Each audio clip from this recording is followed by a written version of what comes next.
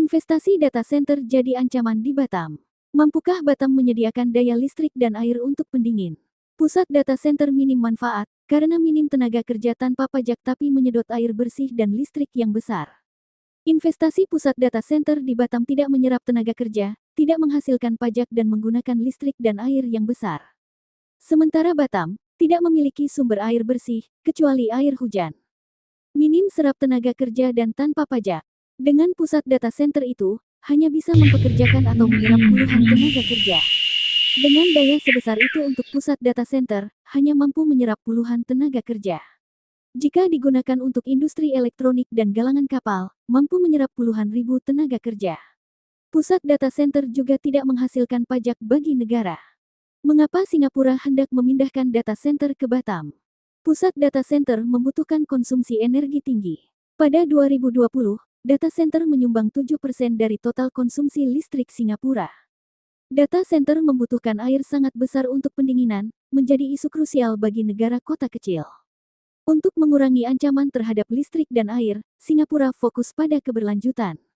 Dilakukan pemberian izin baru dengan mensyaratkan efisiensi daya PUE minimal 1.3 dan air WUE lebih baik serta sertifikasi hijau.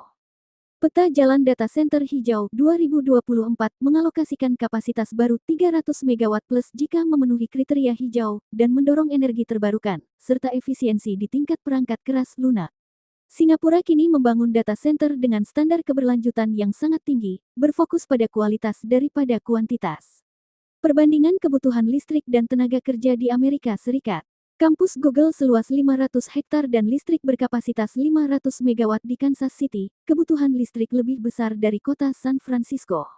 Dengan daya listrik sebesar itu, hanya mempekerjakan 200 pekerjaan penuh waktu. Pusat data pada umumnya hanya menghasilkan sejumlah kecil pekerjaan tetap dibandingkan dengan skalanya. Masyarakat setempat hanya menerima sedikit manfaat ekonomi dari keberadaan pusat data baru. Christopher Tozi, analis teknologi mengungkap, pusat data besar hyperscale, data center besar, seperti milik Google di GIS lain, dapat mempekerjakan sekitar 100-120 orang atau lebih.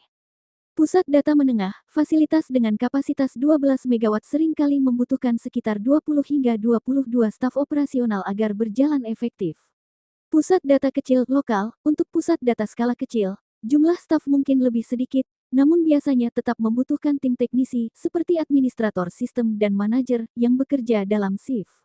Keamanan, seringkali terdapat prosedur yang mewajibkan setiap orang yang masuk ke pusat data didampingi oleh petugas keamanan atau teknisi. Ketersediaan air di Batam dengan instalasi pengelolaan air (IPA)